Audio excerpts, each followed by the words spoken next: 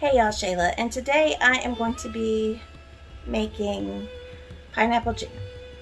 And I cannot take full credit for this. I am going to link Noreen's kitchen down below. That's where I got the recipe from. So I'm just going to show you how I do it. I may do it a little differently than she does. I don't know. But I think probably I add a little bit less sugar, that kind of thing, because I'm using the lower sugar pectin. So anyways, I'm going to show you how I'm going to do it, and then I'll also, like I said, I'll leave a link below to Noreen's kitchen so you guys can check her video out. Okay, so what you're going to need is you're going to need at least 6 cups of crushed pineapple and pineapple juice. So I had 2 cans of crushed pineapple and it only went up to 5 cups. So I had to, you can use water or juice. I chose to use juice, and I filled the rest of the way up with pineapple juice because I had some on hand. If I didn't have any on hand, I would have just used water. But if you use water, you want to use a filtered water, okay? So then you want to have sweetener of your choice. Sometimes whenever I'm making jam, if I know I'm going to be sharing it with my mom, I will use some Splenda or sucralose in it, so because she's diabetic, so I do use that sometimes.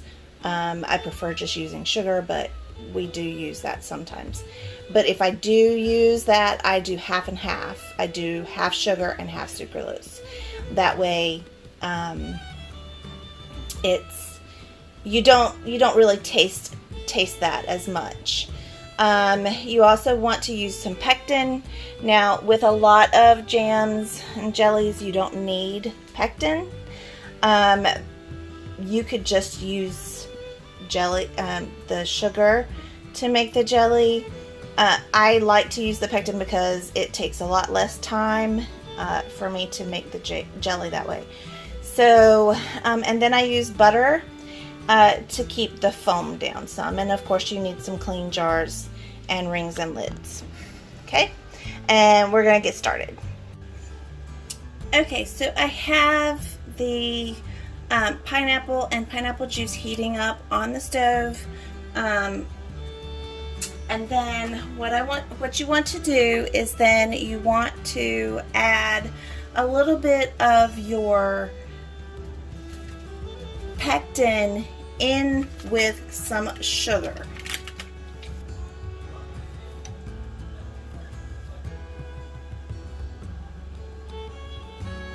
Okay, so that is approximately 3 tablespoons of pectin if you are not using the packets. If you're using the box, well, actually it's more like 4 tablespoons because I use the equivalent of what's in the box plus a tablespoon. So if you're using the box, it's a little bit more than what is in the box. I do that just because I want to ensure my my jams and jellies are going to sit. So I do use a little bit more than what it calls for, and then I just whisk it in. Make sure it's all incorporated in there, and then what you're going to do is you're going to bring this to a boil. Once this comes to a boil, then I'll bring you back. Okay, right now it's starting to bubble. If you can see right in here, it's starting to bubble up. You want to make sure that whenever you start putting the sugar and stuff in, that you've gotten it up to a boil that you can't stir down. So like while I'm stirring it, the bubbles go, it's not stopped really boiling, but it's still not, it's not bubbling. So it still needs to cook a little bit longer. And I'm showing you this so that you can see what I mean by bringing it to a boil that won't stir down. So as you can see over here, it's bubbling. But whenever I stir it, the bubbling stops for a little bit.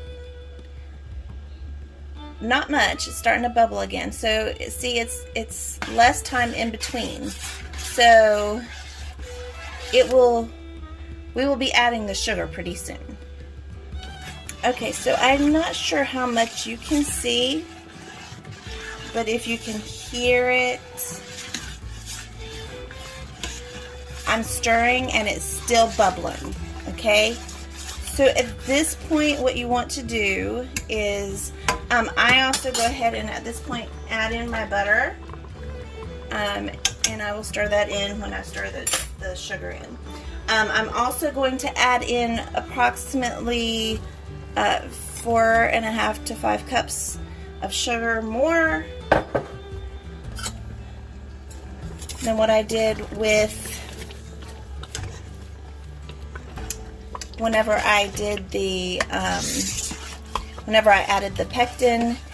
This pectin is for less sugar or no sugar recipes, so because of that, that's why I am using less sugar than what the recipe calls for, and I've made it using this amount of sugar plenty of times and it works perfectly. So now at this point, you're going to bring it back up to a rolling boil, just like we had before, where you couldn't stir it down. And you can omit the butter. You do not have to use the butter. I use it because it helps to keep it from foaming. And you just use just a little bit, so it's not going to hurt your jams or jellies, and we use our jellies up pretty fast anyways, so trust me, this will not last very long. This batch will not last long in this house. It's one of my husband's favorites, it's one of my boys' favorites. So yeah, anyways, so you're just gonna, and I don't sit and constantly stir this until it comes to a boil. I do, however, come through and occasionally stir it to make sure it's not sticking to the bottom or sticking to the sides, because I am not, first of all, I don't want it to burn, and second of all, this is not a no-stick pan, so I will come through and I will occasionally stir it, just every minute or so, because it will not take long for this to come back up to a rolling boil. So once you get this up to a rolling boil that cannot be stirred down, you're going to time it for exactly 1 minute, and then you're going to take it off of the heat.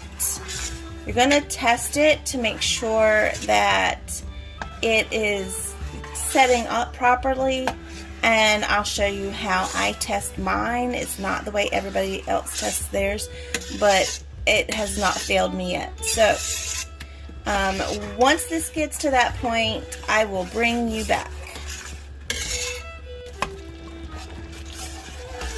Okay, so it is at the point where it is boiling while I'm stirring it.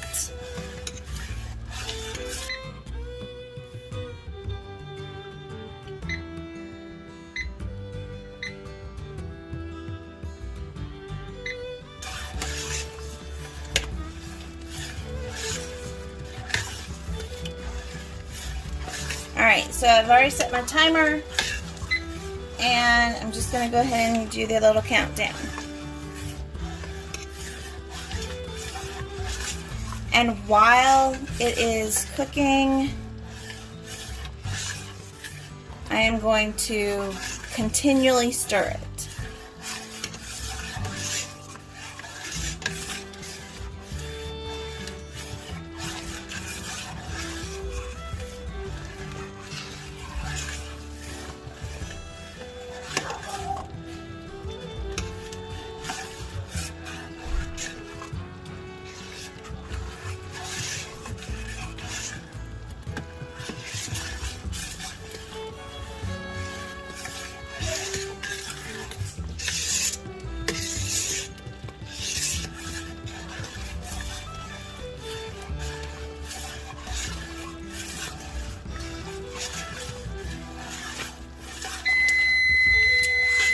Okay, so now I need to take it off the heat.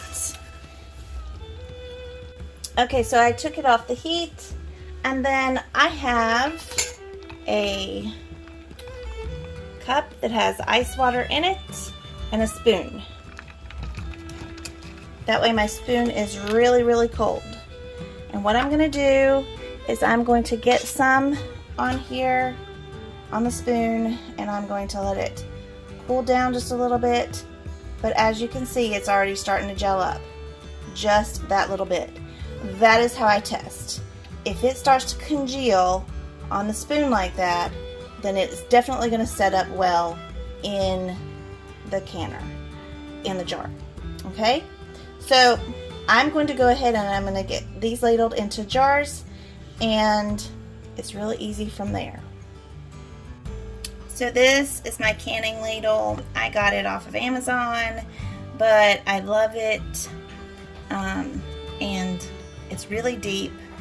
Anyways, so I'm just gonna ladle this, and I use pint jars because I have a big family. I have, my husband and 3 preteen / teen boys. I have 1 that's preteen and 2 that are teenagers. So I just go ahead and I ladle this up, and I make sure to leave at least a 1/4 of an inch headspace. Sometimes I do use more headspace than just a 1/4 of an inch. Sometimes it's an inch, and that's still okay.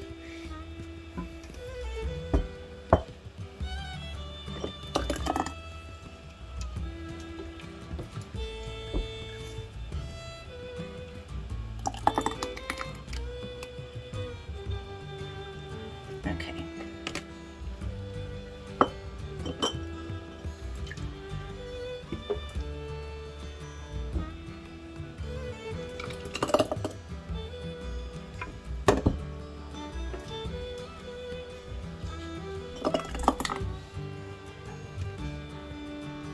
Okay.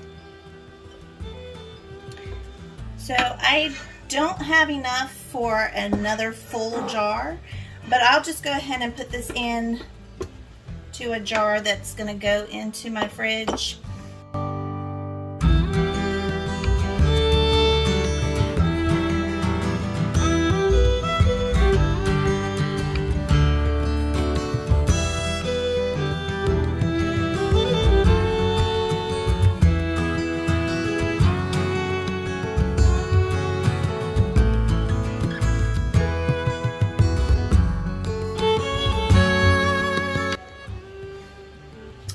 Okay, so while I am waiting for the water for the jelly to heat up and to boil, I just wanted to touch a little bit on why I do the no sugar or low sugar version. One of the things that I've found about the no sugar, low sugar versions is that I actually get more of a taste of the fruit, and less of just the pure sweet sugar flavor. So my family has tended to really like that version better. So anyways, I'm gonna let the water start boiling, and then I'll bring you back whenever it's done. So they have started popping. There's the pineapple jam, and then this is a smooth strawberry jam. It's slightly discolored because it was in the freezer for a while, because I actually pureed my strawberries during the season and then put them in the freezer, so that whenever I have time to make jam, or when we're out of jam, then I can go ahead and do that. But anyways, so everything is good, and they're all sealing, sounds like. And so anyway, so that's how I make the pineapple jam. And so now we have some jam for a little bit. We actually will go through that pretty quickly. It'll probably be a few months, but my boys like to eat peanut butter and jelly sandwiches, toast and jelly, that kind of thing. So we'll go through it pretty fast. But anyways, thank you guys for spending time with us today, and we'll see you soon.